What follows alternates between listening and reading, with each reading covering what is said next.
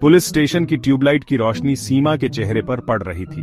उसकी आंखें लाल थीं और उसकी साड़ी भी ठीक से नहीं पहनी हुई थी।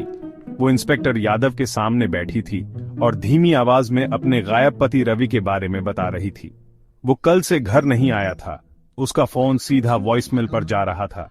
इंस्पेक्टर यादव, एक तेज तर्रार अफसर, ध्यान से सुन रहे थे। उन्होंने देखा कि सीमा कैसे अपने हाथ मसल रही थी। उसकी आवाज में थोड़ा कांपना था। कुछ तो गड़बड़ लग रही थी। उन्होंने उसे भरोसा दिलाया कि वो रवि को ढूंढने की पूरी कोशिश करेंगे, लेकिन उनके मन में शक का बीज बोया जा चुका था। जैसे ही सीमा पुलिस स्टेशन से निकली, रिपोर्ट लिखवाने की राहत की जगह एक बेचैनी ने ले ली। उसे लगातार ये एहसास हो रहा था कि कुछ बहुत गलत हुआ है। इंस्पेक्टर यादव ने पड़ोसियों और रिश्तेदारों से बात करके अपनी जांच शुरू की। जो तस्वीर सामने आई वो बिल्कुल अच्छी नहीं थी।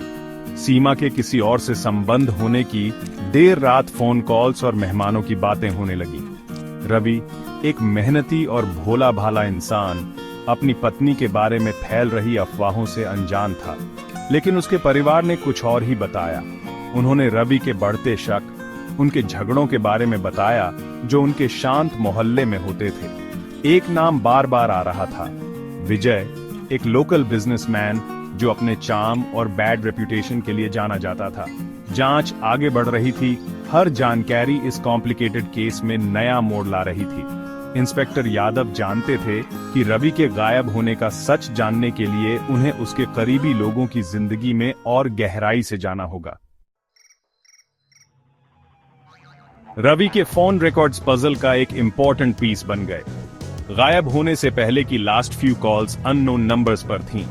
इंस्पेक्टर यादव की टीम ने दिन रात काम किया और कॉल्स को पास के शहर में फेंके गए बर्नर फोन्स तक ट्रेस किया। अब यह मामला सिर्फ एक मिसिंग पर्सन का नहीं रह गया था। यह सोची समझी प्लान थी। इन्वेस्टिगेशन उन्हें शहर के बाहर एक शेडी बार तक ले गई।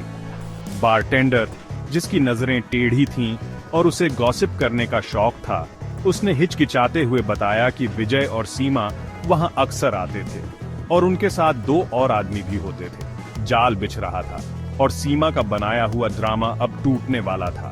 उसके झूठ का जाल उजागर होने वाला था और उसके अंदर का अंधेरा सबके सामने आने वाला था।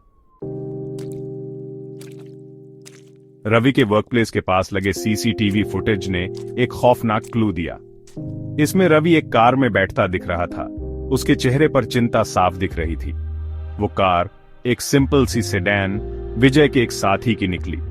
फुटेज ब्लरी थी लेकिन काफी थी। सर्च वारंट के साथ इंस्पेक्टर यादव की टीम ने विजय के साथी के घर पर रेड मारी। उन्हें कोई पक्का सबूत नहीं मिला, लेकिन टेंशन साफ थी। पजल के पीसेस अपनी जगह पर आ रहे थे। एक खतरनाक साजिश का खुलासा कर रहे थे। इन्वेस्टिगेशन एक टर्निंग पॉइंट पर पहुंच गई थी।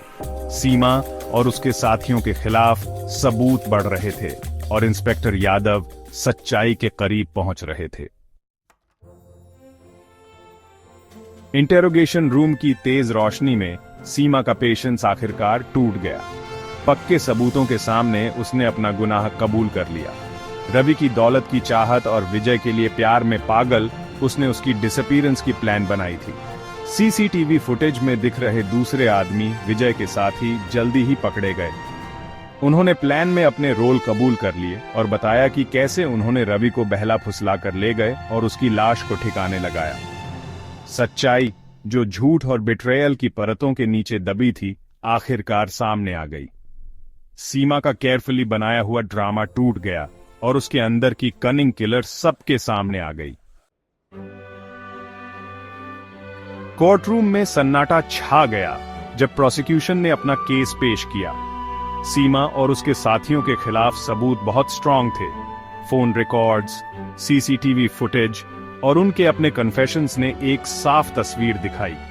सीमा, जो कभी एलिगेंस की मिसाल थी, अब डिफेंडेंट्स चेयर पर बैठी थी। उसके चेहरे पर रिग्रेट और डर साफ दिख रहा था। उसे अपनी गलती का एहसास हो गया था। न्याय मिलने वाला था, लेकिन इससे रवि वापस नहीं आ सकता था। उसकी कमी प्रोसीडिंग्स पर छा गई, लालच और बिट्रेयल के भयानक कॉन्सिक्वेंसेस की याद दिलाती रही। डिफेंस लॉयर्स डाउट पैदा करने की कोशिश में सीमा को मैनिपुलेशन का शिकार दिखाने की कोशिश कर रहे थे। उन्होंने दावा किया कि विजय, जो मैनिपुलेशन में माहिर था, ने उसे प्लान में शामिल होने के लिए मजबूर किया था। लेकिन जूरी को सच्चाई समझ आ गई। सबूत बहुत स्ट्रांग थे, झूठ का जाल बहुत टाइटली बुना हुआ था। सीमा अपनी सेल्फिश डिजायर्स के चलते कंस्पिरेसी में एक्टिवली शामिल थी। उसने प्यार की जगह लालच, लॉयल्टी की जगह बिट्रेयल को चुना था। जैसे जैसे ट्रायल आगे बढ़ा, कोर्टरूम एक स्टेज बन गया जहां सच्चाई और झूठ की लड़ाई हुई और जस्टिस की मांग की गई। हफ्तों की टेस्टिमोनीज, डिलिबरेशंस और एक दर्दनाक इंतजार के बाद जूरी ने अपना फैसला सुनाया। सभी मामलों में गिल्टी। सीमा, विजय और उसके साथियों को उम्र कैद की सजा सुनाई गई। उनकी आजादी उस जान के बदले में छीन ली गई जिसे उन्होंने इतनी बेरहमी से लिया था। वर्डिक्ट से थोड़ी राहत मिली, लेकिन इससे रवि के जाने का दर्द नहीं मिट सकता था। उसका परिवार इस ट्रेजेडी से हमेशा के लिए टूट गया। उस बिट्रेयल को समझने की कोशिश कर रहा था जो उन्हें किसी अपने से मिली थी। इंसाफ तो हुआ, लेकिन क्राइम के निशान गहरे थे, इस बात की याद दिलाते हुए कि नॉर्मल जिंदगी में भी कितना अंधेरा छुपा हो सकता है। रवि के मर्डर केस ने कम्युनिटी को हिलाकर रख दिया।